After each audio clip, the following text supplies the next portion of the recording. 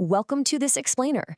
Today, we're impartially breaking down the facts and the actual mechanics behind the ongoing investigation into the alleged donation embezzlement at Ayodhya's Ram Mandir.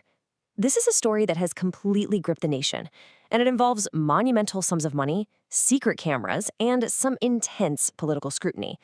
We are relying entirely on verified reports and the ongoing special investigation team probe for this, so let's just jump right into the facts.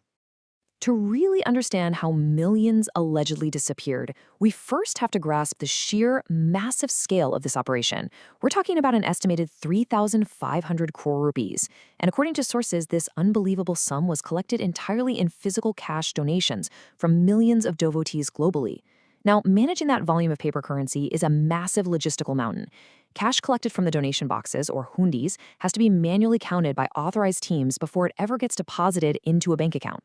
And, whenever you have that much physical cash in one single place, absolute transparency and rigorous oversight are just absolutely non-negotiable. Okay, part one, a monumental donation drive and a warning from 2020. So the interesting thing here is that this alleged theft didn't actually come completely out of nowhere. An independent audit conducted way back in November of 2020 explicitly warned the Temple Trust about some severe vulnerabilities. They actually called the fund management highly unprofessional. The auditors flagged a total lack of standard operating procedures, no systematic donation records, and practically zero secondary checks on transactions. Honestly, there wasn't even a proper HR department to manage the thousands of people involved in the whole process. The audit literally predicted that this lack of structure would open the door to misleading reporting and major data theft vulnerabilities. Fast forward to June 2026. The official Special Investigation Team, or SIT, which was formed by the Uttar Pradesh government, steps in to investigate. And what they found mirrored those exact 2020 warnings almost perfectly. The SIT's preliminary report highlighted that basic, foundational security protocols were just completely ignored. Security guards, who were literally supposed to be standing right there during the cash counting, missing. Personnel walking in and out of these highly sensitive counting rooms weren't even being frisked. And perhaps the most alarming detail of all, the standard CCTV footage was not being preserved for the mandated 180 days. The very safeguards that were meant to protect the public's faith were practically non-existent. Moving on to part two, bypassing the security cameras. You might be wondering, how exactly did they bypass the cameras that were there? Well, investigators say the accused staff actually analyzed the room to find the blind spots. The first step was incredibly simple, but unfortunately highly effective. Members of the cash counting team would deliberately stand right in front of the visible CCTV cameras, using their bodies to block the lens and create a temporary blind spot. Then, for step two, while they were completely hidden from view, they allegedly slipped extra, uncounted currency notes right into the bundles that had already been officially tallied. And finally, step three, they'd simply siphon off that excess cash later on and split it among themselves. It was a really low-tech way to exploit a very high-value environment. Which brings us to part three, the hidden camera trap. Now, this brilliantly illustrates the turning point of the entire investigation. The staff knew exactly where the standard CCTV cameras were. They were exploiting them, using their bodies as physical shields, completely convinced they were flying under the radar. But unbeknownst to them, the Sri Ram Janambhoomi Tirth Kshetra Trust had actually grown quite suspicious, so they quietly and discreetly installed a network of covert, hidden surveillance cameras directly inside that cash counting room. While the staff were busy blocking the visible cameras, these secret cameras were capturing absolutely everything uninterrupted. This hidden footage ended up becoming the single most crucial piece of electronic evidence for the SIT to nail the accused. Right, let's look at part four, the curious timeline. When we look at how the recovery of the stolen funds actually unfolded, a very curious timeline emerges. On June 4th, the trust first learns of the alleged theft. The very next day, June 5th, trust officials and police show up at the residence of one of the accused, and nearly 58 lakh rupees is suddenly recovered. There was even CCTV footage floating around allegedly showing one of the accused carrying a black bag of cash while being escorted by police. But here's the catch.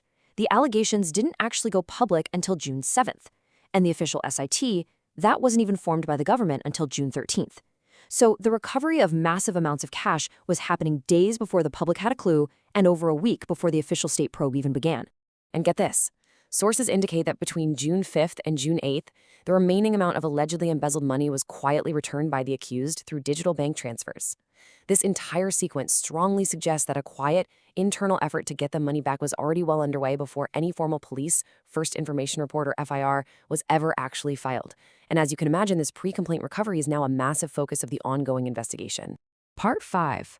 Arrests and legal boycotts. Once the formal complaint was finally filed by a trust member, authorities really cracked down. Police officially arrested 8 individuals. These were primarily the outsourced bank staff who were directly involved in the physical handling and counting of the donations. They've now been charged under multiple, very severe provisions of the Bharatiya Nyaya Sanhita, or BNS, including criminal conspiracy, criminal breach of trust, cheating, and theft by a servant. The immediate fallout from all this was incredibly swift. The 8 accused were virtually produced before a duty magistrate and sent straight to a 14-day judicial custody, while the SIT kept digging into banking records. Inside the trust itself, the ripple effects were huge. General Secretary Champet Rai, who's a highly prominent figure, stepped down.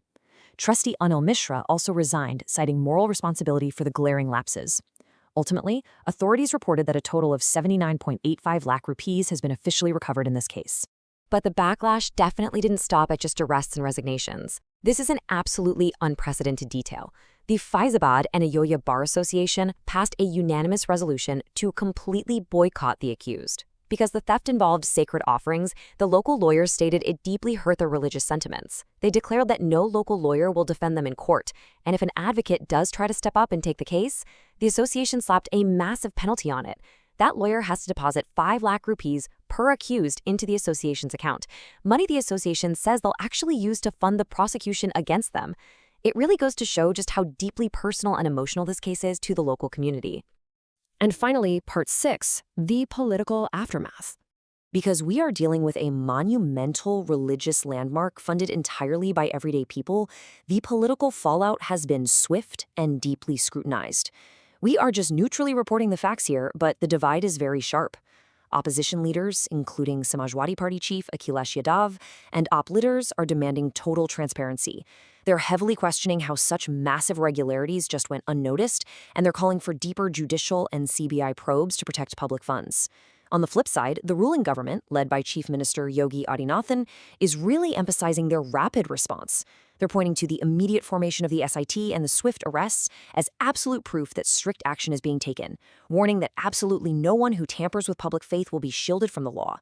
So, as this case slowly makes its way through the justice system, always keeping in mind the presumption of innocence for the accused until proven guilty, it leaves us all with a really critical question to ponder. How can monumental institutions, the ones managing massive amounts of public faith and unbelievable funds, better balance absolute transparency with such rapid growth? The actions of a few individuals are under the microscope right now, but the broader conversation about safeguarding both wealth and faith, that's really just beginning. Thank you so much for watching this explainer. If you found this factual breakdown helpful, be sure to subscribe, and we'll see you next time. Please like and subscribe. Hit the bell icon to never miss an update. See you in the next video.